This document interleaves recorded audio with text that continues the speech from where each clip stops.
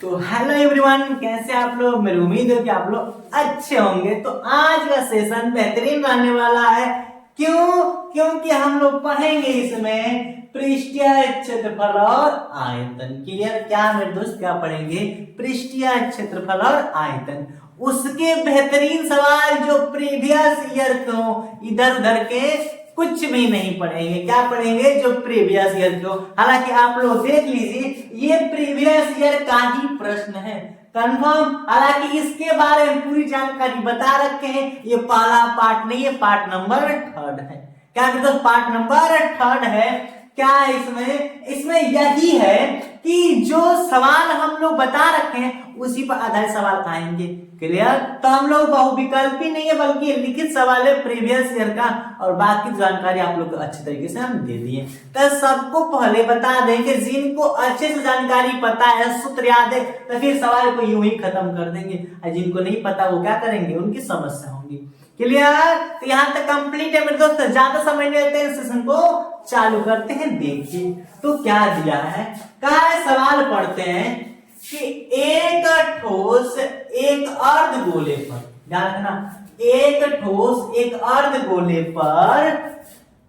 पर एक शंकु के आकार का है। ध्यान देना, एक ठोस एक अर्धगोले पर, एक ठोस है, क्या है जी? एक ठोस है जो शंकु के आकार पर है और ये अर्धगोले के ऊपर है, यही कहना चाह रहा है। चित्र बना रखे हम, ठीक है। जिनकी त्रिज्या, तो त्रिज्या यही ना होती है, त्रिज्या कितनी है? 3 सेंटीमीटर तथा शंकु की ऊंचाई 4 सेंटीमीटर। तो शंकु की ऊंचाई, शंकु का 4 सेंटीमीटर, इतना तो फिक्स है, कोई समस्या नहीं ना है। इस ठोस का संपूर्ण पृष्ठीय क्षेत्रफल पाई के पदों में ज्ञात करना है। कहने का सेंस ये कि जो आंसर आना चाहिए मेरे भाई, वो पाई में होना चाहिए। आंसर किस में होना चाहिए? तो पाई में होना चाहिए। इस बात को ध्यान रखना। तो क्या होगा? कुछ नहीं, देखो ध्यान से, पूछा क्या है? तो पूछा है ठोस का संपूर्ण पृष्ठीय क्षेत्रफल। क्या जी? पूछा है कि ठोस का, या डायरेक्टली दे सॉल्यूशन में कि संपूर्ण पृष्ठीय क्षेत्रफल, संपूर्ण पृष्ठीय क्षेत्रफल। अब ये बताइए मेरे दोस्त कि संपूर्ण पृष्ठीय क्षेत्रफल ज्ञात करने के लिए, यानी कि पूरा का ज्ञात करने के लिए हम लोगों को क्या करना पड़ेगा?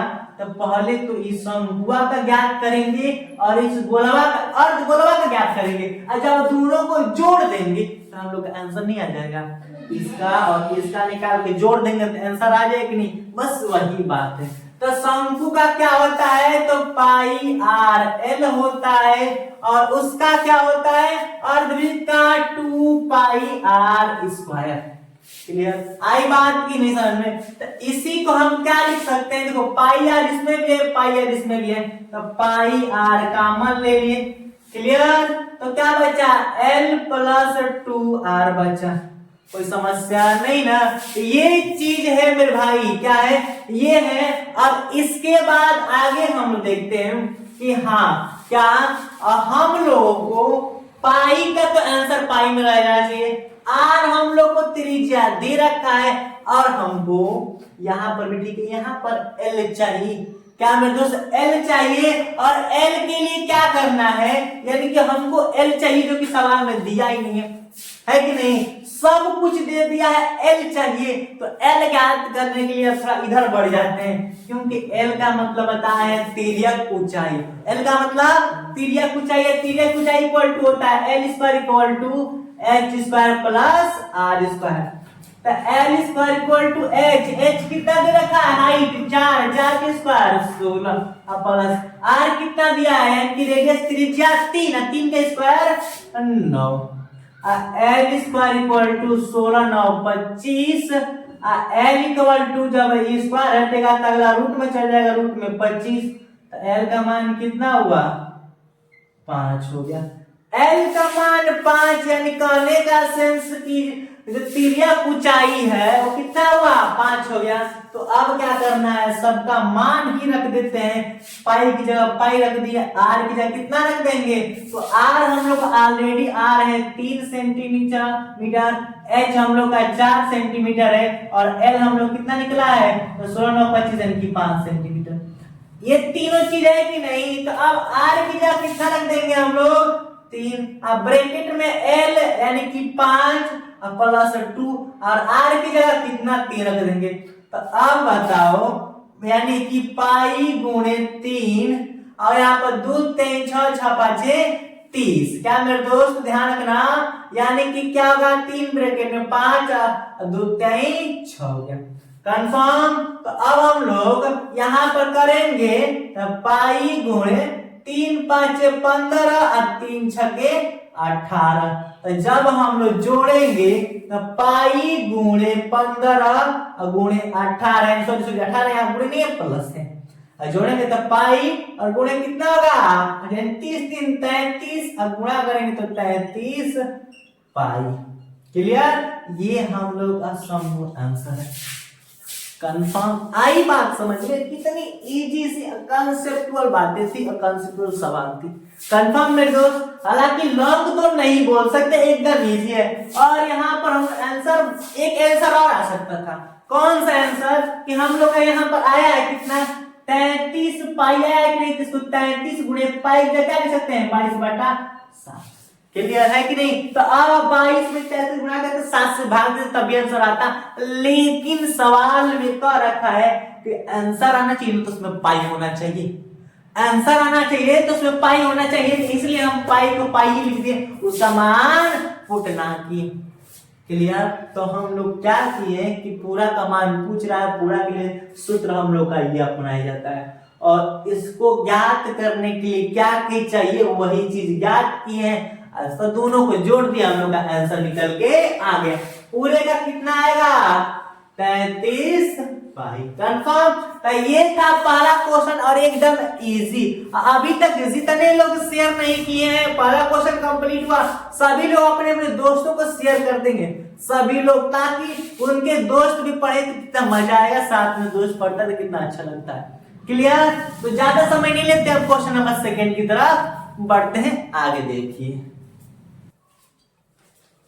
तो अब हम लोग क्वेश्चन नंबर 2 देखते हैं कि 2 क्या दिया है। क्लियर, लिखा है कि एक लंब वृत्तीय बेलन के आधार का व्यास, देखना क्या है, एक लंब वृत्तीय बेलन के आधार का व्यास 10 सेंटीमीटर है, यानी कि डायमीटर कितना है जी, व्यास 10 सेंटीमीटर है। यदि इसका आयतन 100 पाई क्यू यानी कि 100 पाई क्यू हो तो बेलन की ऊंचाई ज्ञात कीजिए। क्या मेरे दोस्त, बेलन की ऊंचाई ज्ञात करने की बात करिए तो सॉल्यूशन करेंगे। दिया क्या है, तो हम लोग को दिया है कि इसका आयतन, बेलन की ऊंचाई ज्ञात करना पड़े, तो बेलन की ऊंचाई के लिए फाइनली एक सिंगल सूत्र नहीं पढ़े, लेकिन हमने ये पढ़े हैं कि बेलन का आयतन 100 पाई क्यू दिया है कि नहीं। तो पहले बता दें कि बेलन का, इसका जी बेलन का आयतन बराबर सूत्र क्या होता है, तो क्या बता रखे हैं, तो पाई आर स्क्वायर एच होता है, बता रखे हैं कि नहीं। तो टोटल कितना दे रखा है 100 पाई क्यू इक्वल टू पाई की जगह पाई लिख दिए इनटू आर चाहिए कि नहीं, है ना। तो इसलिए आप लोग को हम दिखाना ये चाह रहे थे कि इसमें आर की जरूरत है, तो आर बराबर क्या होता है, आर इक्वल टू 2d, यानी कि त्रिज्या क्या होती है, तो यानी कि जो त्रिज्या होती है, सॉरी यहाँ पर त्रिज्या बराबर डायरेक्ट लिख दे रहे हैं, त्रिज्या बराबर व्यास का क्या होती है, तो आधा होती है कि नहीं। तो d कितना है 10/2 यानी कितना आंसर आएगा 5। कितना आंसर आएगा 5 आएगा।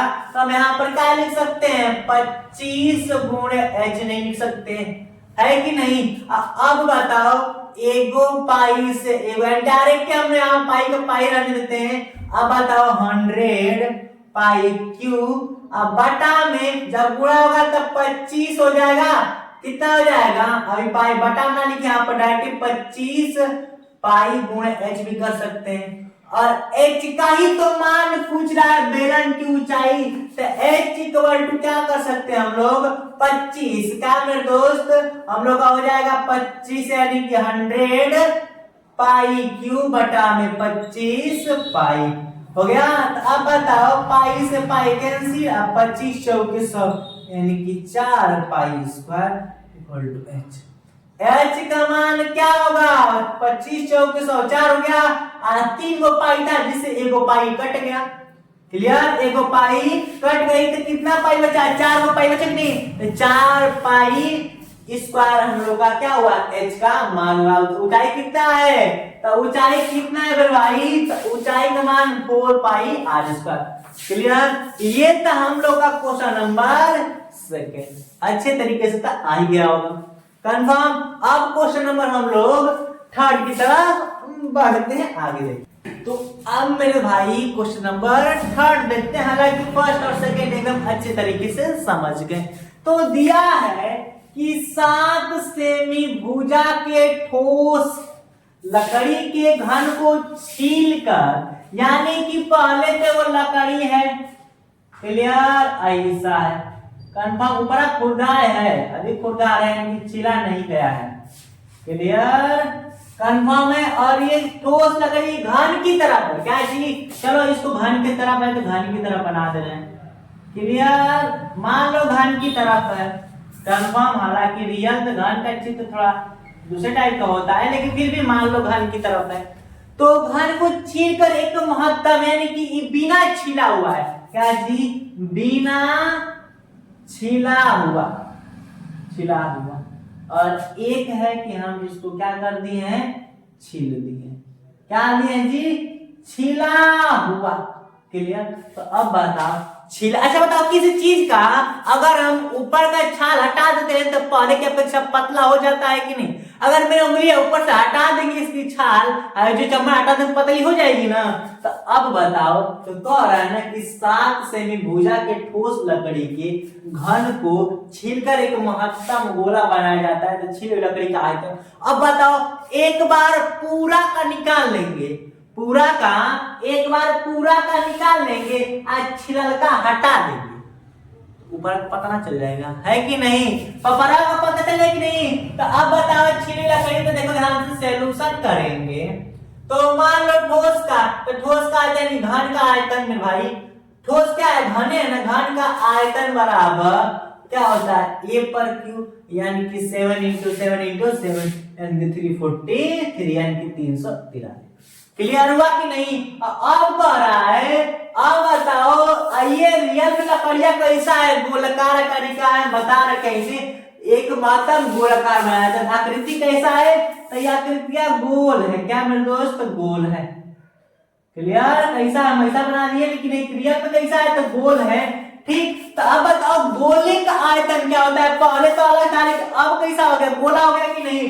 तो अब लिख सकते हैं गोले का आयतन, गोले के आयतन बराबर क्या होता है, सूत्र 4/3 पाई आर क्यू।